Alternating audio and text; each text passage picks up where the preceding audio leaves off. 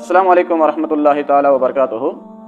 मोहतरम साथियों, आज के दर्स का मौजू है झूठ।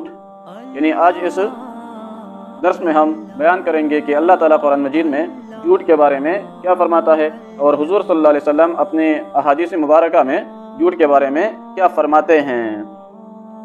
पिछले दर्स में हमने पढ़ा था कि हमें अपनी ज़बान की हिफाजत करनी चाहिए। तो ज़बान की वजह से हम जिन गुनाहों में मुबतला होते हैं उनमें सबसे बड़ा और सबसे ख़तरनाक गुनाह वो झूठ है। ये गुनाही कबीरा है जिसकी कुरान और हदीस में बहुत शदीद मज़म्मत बयान हुई है, जो कि आज हम बयान करेंगे। तो इस बारे में कुरान मजीद में जो सबसे पहली आयत है झूठ के बारे में, वो है सूरह नहल की आयत, जिसमें अल्लाह ताला फरमाते हैं इन्नमा यफ्तरिल कज़िबल लज़ीना, यकीनन झूठ तो वो लोग बोलते हैं ला युमिनून बि आयातिल्लाह, जो अल्लाह ताला की आयतों पर ईमान नहीं रखते।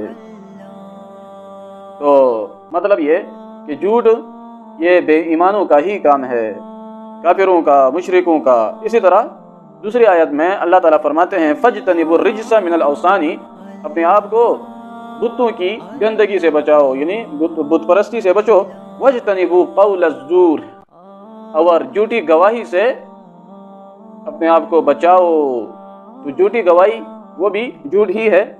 इसी तरह तीसरी आयत इस बारे में वो सूरह ज़ुमर की आयत नंबर 3 है, जिसमें अल्लाह ताला फरमाते हैं इन्नल्लाह ला यहदी, यकीनन अल्लाह ताला वो हिदायत नहीं देता मन हुआ काज़िबुन कफ़ार, जो झूठ बोलने वाला बड़ा नाशुक्रा हो।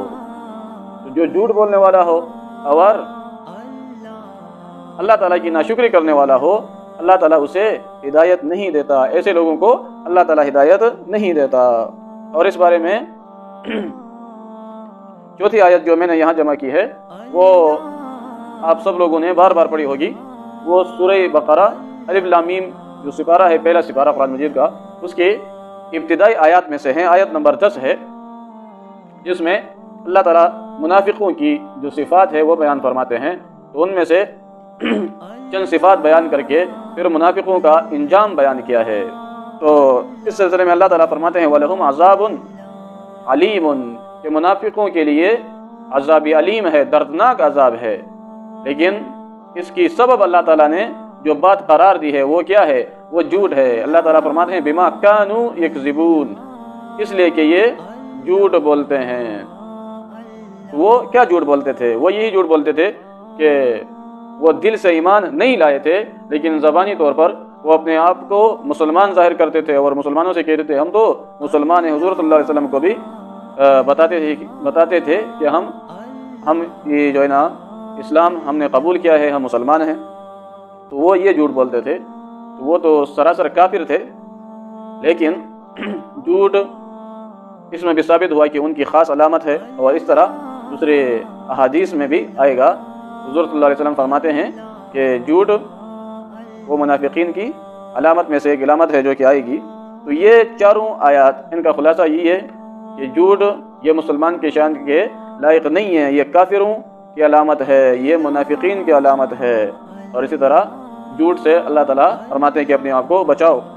अच्छा, हुज़ूर सल्लल्लाहु अलैहि वसल्लम अपने अहादीस में झूठ के बारे में क्या फरमाते हैं? तो इस बारे में हुज़ूर सल्लल्लाहु अलैहि वसल्लम ने बहुत से अहादीस में झूठों की शदीद मज़म्मत बयान की है, जिनमें हम चंद इस वीडियो में बयान करेंगे।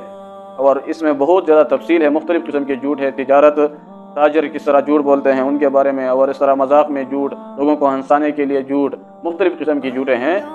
तो इसलिए इस पर हम एक वीडियो और भी बनाएंगे। तो यहाँ बस 3-4 हदीस में बयान करता हूँ।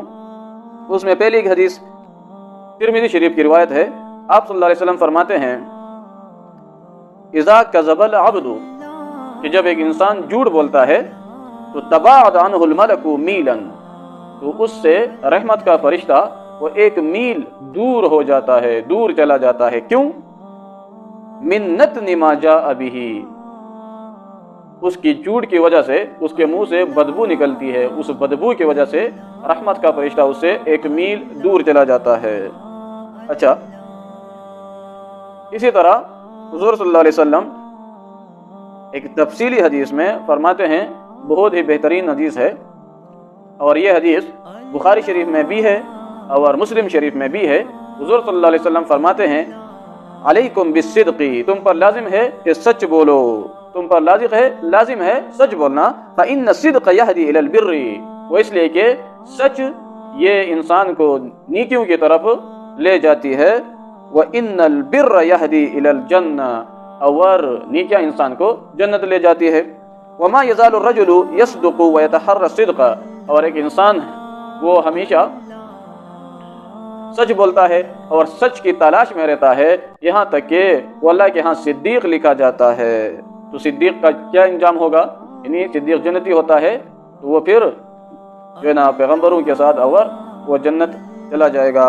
وَإِيَّاكُمْ وَالْكِذْبَ، اور اپنے آپ کو جھوٹ سے بچاؤ، فَإِنَّ الْكِذْبَ يَهْدِي إِلَى الْفُجُورِ، وہ اس لیے کہ جھوٹ انسان کو گناہوں کی طرف لے جاتی ہے، وَإِنَّ الْفُجُورَ يَهْدِي إِلَى النَّارِ، اور گناہ وہ انسان کو کہاں پہنچاتے ہیں؟ وہ انسان کو جہنم پہنچا دیتے ہیں۔ وَمَا يَزَالُ الرَّجُلُ يَكْذِبُ وَيَتَحَرَّى الْكِذْبَ، اور انسان وہ ہمیشہ جھوٹ بولتا ہے، جھوٹا انسان، اور جھوٹ کی تلاش میں رہتا ہے، یہاں تک کہ وہ اللہ کے ہاں کذاب لکھا جاتا ہے۔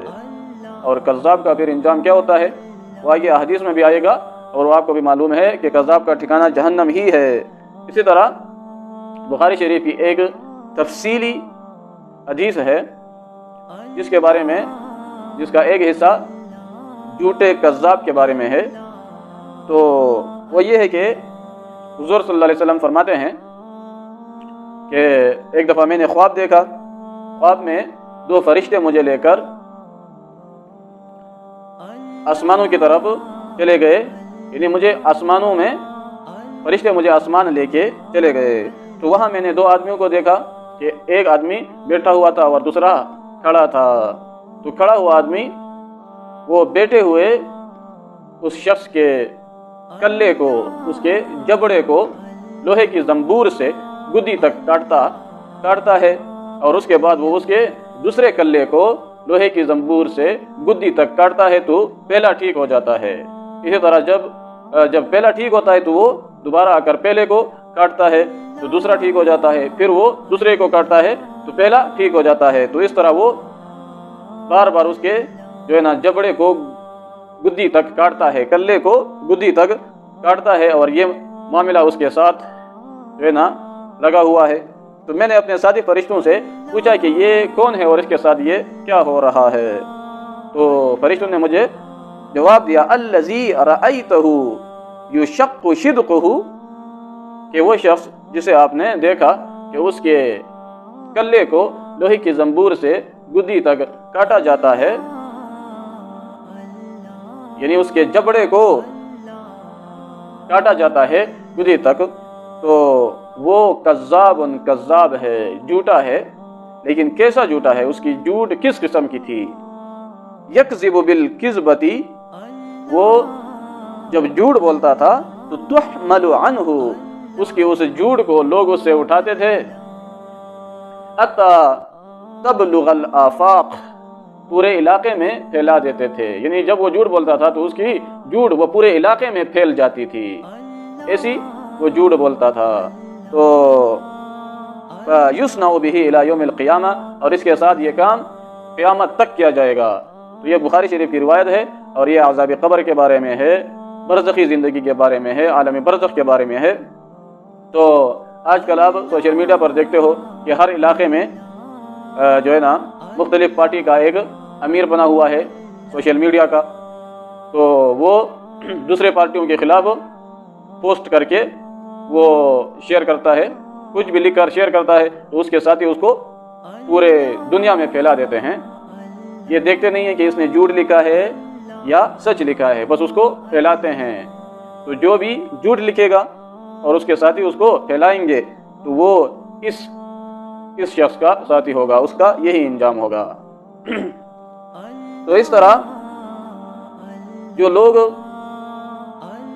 دوسرے لوگوں کو ہنسانے کے لیے جھوٹ بولتے ہیں ان کے بارے میں حضور صلی اللہ علیہ وسلم فرماتے ہیں ویل لمن، ہلاکت ہو اس شخص کے لیے یحدث، جو بات کرتا ہے فیکذب، تو اس میں جھوٹ بولتا ہے، لیکن جھوٹ کیوں بولتا ہے؟ لیضحک بہ القوم، تاکہ اس کے ذریعے، اس جھوٹ کے ذریعے وہ لوگوں کو ہنسائے۔